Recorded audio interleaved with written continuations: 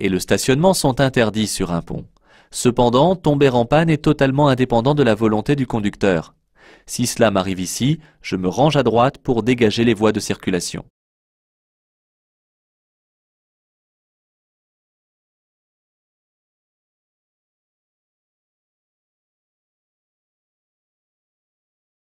Cette signalisation se différencie des aires piétonnes et des zones 30. Dans les aires piétonnes, seuls les piétons et les cyclistes sont autorisés, ainsi que les véhicules liés à la desserte locale. Ils doivent alors circuler au pas. Dans les zones 30, on peut trouver tous les types d'usagers, et la vitesse des véhicules est limitée à 30 km/h. Dans les zones de rencontre, tous les usagers sont autorisés, mais les piétons sont prioritaires, et la vitesse des véhicules est limitée à 20 km/h.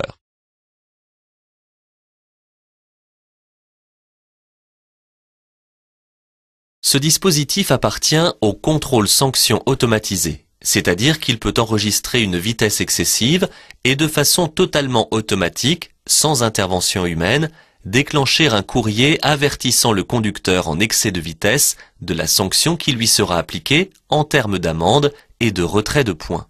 Attention, ce dispositif ne concerne pas seulement les usagers de la voie réservée aux véhicules lents. Toutes les voies sont couvertes par ce radar automatique. Certains radars peuvent également distinguer la vitesse en fonction des types d'usagers. Véhicules automobiles ou poids lourds dont la limite de vitesse n'est pas identique. Dans ce sens unique, les véhicules peuvent stationner de chaque côté. Cependant, à droite, le véhicule blanc stationne devant une entrée de garage au niveau de l'interruption de la ligne. Il n'est pas nécessaire ici d'allumer les feux de position car les emplacements sont délimités et il existe un éclairage public. En agglomération, l'usage de l'avertisseur sonore est interdit, sauf cas de danger immédiat. Dans cette situation, ce n'est pas le cas. En effet, même si le conducteur du véhicule blanc s'est trop avancé, il attend et j'ai largement la place de passer dans cette rue à sens unique. Cet idéogramme représente un parc ou jardin ayant reçu le label « Jardin remarquable », label octroyé par le ministère de la Culture. Ce panneau indique qu'en quittant cette autoroute, je ne devrais plus appliquer les règles de circulation particulières qui étaient établies. Cependant, il n'indique pas les règles de priorité à appliquer aux prochaines intersections. Il faudrait vraiment ne pas voir et prendre en compte le fait que la voie de gauche est momentanément supprimée à cause de travaux. La voie de droite est une voie d'insertion. Il n'y a aucune possibilité de dépassement. Cette signalisation m'avertit de l'entrée dans une zone de rencontre, c'est-à-dire une zone où je peux rencontrer tout type d'usagers et où les piétons sont autorisés à circuler sur la chaussée sans y stationner. Les piétons bénéficient de la priorité sur les véhicules. La vitesse, à l'intérieur d'une zone de rencontre, est limitée à 20 km/h. Ce panneau n'interdit pas à lui seul l'arrêt ou le stationnement, mais il est souvent déconseillé de le faire à cause du risque de chute de pierre. Lorsque le risque est élevé, on trouve alors le panneau d'interdiction d'arrêt et de stationnement. Ce panneau indique que les usagers débouchant sur ma route devront me céder le passage à toutes les intersections sur une distance de 5 km. Ce n'est pourtant pas une route à caractère prioritaire dont le panneau est différent. Ce panneau informe d'un danger à 150 mètres. En l'absence de panonceau précisant la nature du danger, je peux éventuellement rencontrer des nids de poules ou encore une sortie d'usine. En général, le risque est précisé sur un panonceau.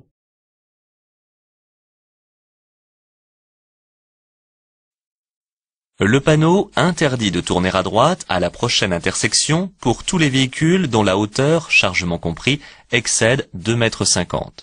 Je peux donc être concerné si je circule avec un chargement sur le toit de ma voiture. Le panonceau précise une hauteur de 2,50 m et non une distance.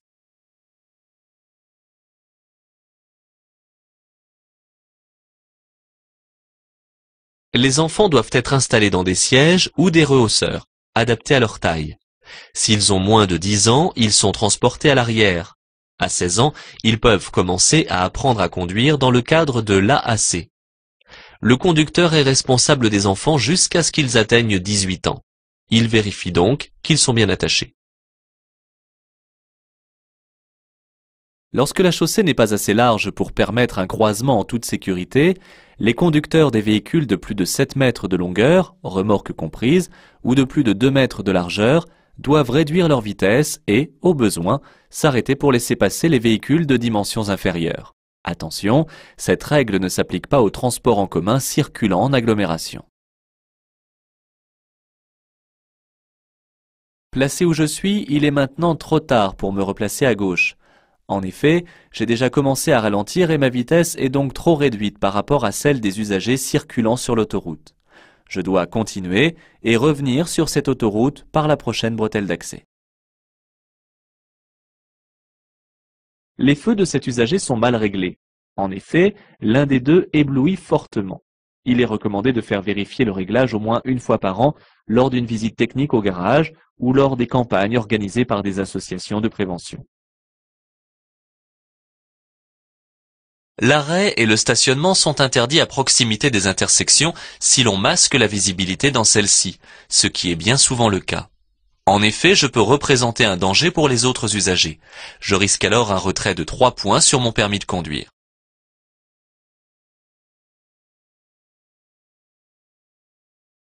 Ce panneau indique une entrée de zone à stationnement réglementé. Les chiffres des quinzaines précisent que le stationnement est alterné, avec un changement de côté la veille de chaque quinzaine entre 20h30 et 21h. Le symbole du disque limite la durée, en général à 1h30, selon l'indication d'heure de début de stationnement. La signalisation de direction indique que la voie sur laquelle je circule bifurque de l'autoroute pour rejoindre une autre autoroute. L'autoroute se sépare ici même en 2 directions. La signalisation indique aussi une proche sortie.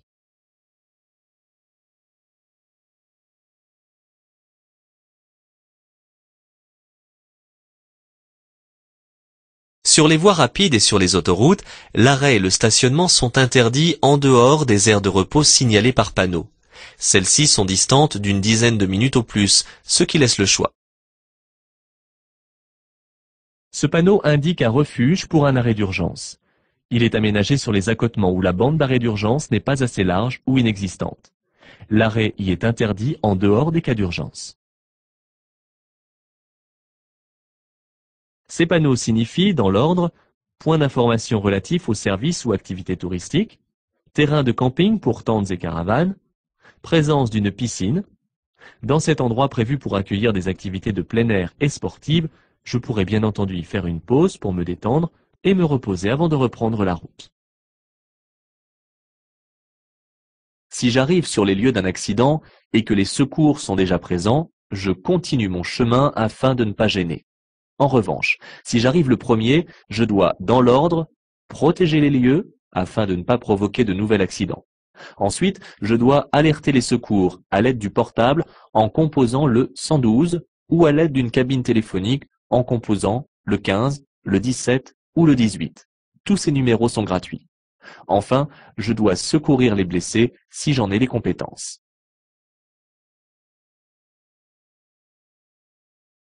Les gyrophares d'un convoi exceptionnel sont jaunes, ce qui signifie qu'ils ne bénéficient d'aucune priorité de passage. Je dois cependant prêter toute mon attention en sa présence et, si besoin, lui faciliter le passage lors d'un croisement par exemple, en serrant à droite. Le piéton empiète sur la chaussée. Toutefois, vu l'état des abords, je ne peux lui en vouloir. Afin d'éviter de se gêner mutuellement, je peux ici m'écarter tout en gardant une allure proche du pas d'un homme. La responsabilité civile est la seule assurance obligatoire. Elle doit couvrir tous les dégâts causés à autrui, qu'ils soient matériels ou corporels. En revanche, mes propres dégâts doivent être couverts par une assurance optionnelle de type individuel conducteur pour mes dégâts corporels et de type dommage pour mes dégâts matériels.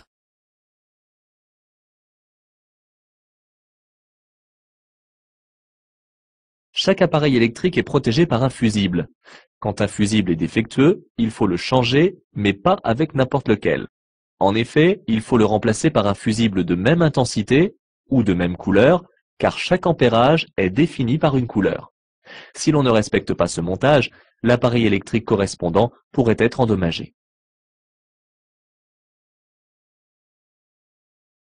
Jusqu'à présent, j'avais la priorité de passage à toutes les intersections, mais désormais, le panneau barré d'un trait noir annonce que je quitte la route à caractère prioritaire. Ici, rien ne m'indique quelle sera la règle de passage à appliquer à la prochaine intersection. Je dois donc être très attentif à la signalisation relative aux règles de priorité.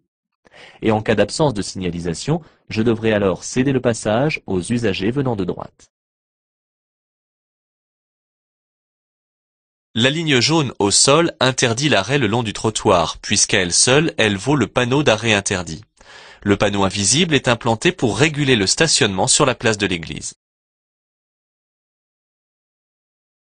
La plaque d'immatriculation arrière doit, de jour comme de nuit, être lisible à 20 mètres au moins. Je dois en permanence veiller à sa propreté et au bon fonctionnement de son éclairage. Il n'existe pas de règle de passage sur une route étroite entre deux véhicules de même type, en dehors de la règle du croisement en montagne. Chacun doit ici ralentir et serrer au mieux à droite. C'est la courtoisie et l'intelligence qui doivent ici guider les deux conducteurs, afin que celui qui est le plus à même de manœuvrer permette à l'autre de passer.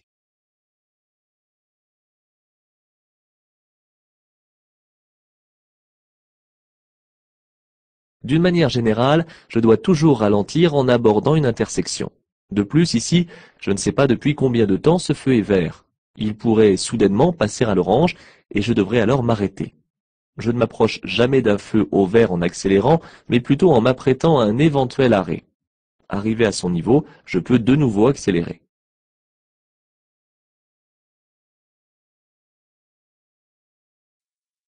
Ce panneau annonce le début d'une zone de rencontre, une zone où la cohabitation des piétons, cyclistes et véhicules à moteur doit être la plus apaisée possible. Les véhicules à moteur sont limités à 20 km/h et les piétons et cyclistes sont prioritaires, notamment parce que les piétons sont autorisés dans ces zones à circuler sur la chaussée. Tous les véhicules sont cependant autorisés à circuler à l'intérieur d'une zone de rencontre, même les motocyclettes ou les camions.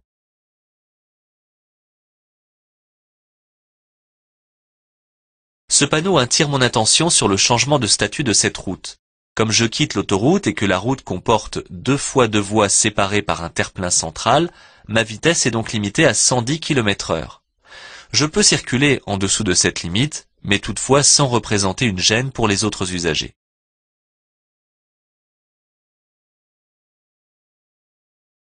Le premier panneau interdit l'accès de cette route aux véhicules dont la hauteur, chargement compris, est supérieure à 1,80 m. Le deuxième panneau interdit l'accès aux piétons. Enfin, le troisième interdit l'accès aux cyclistes. Celui qui circule à droite est en infraction. Cette voiture arrive sur ma droite. La présence d'un bateau de trottoir laisse à penser qu'il ne s'agit pas d'une intersection, mais plutôt d'une sortie privée. Le conducteur doit me laisser passer. Je dois m'arrêter avant le passage piéton si des personnes sont engagées dans la traversée de la chaussée. Si ce n'est pas le cas, afin de laisser passer les véhicules qui circulent sur l'anneau, je vais m'arrêter au niveau de la ligne d'effet du céder-le-passage. Dans cette longue descente, pour respecter les limitations de vitesse sans me laisser emporter, je peux ralentir en levant seulement le pied de l'accélérateur et, si nécessaire, utiliser le frein moteur en utilisant un rapport de vitesse inférieur. En revanche, je ne laisse pas mon pied en permanence sur le frein, car les disques pourraient s'échauffer et devenir totalement inefficaces.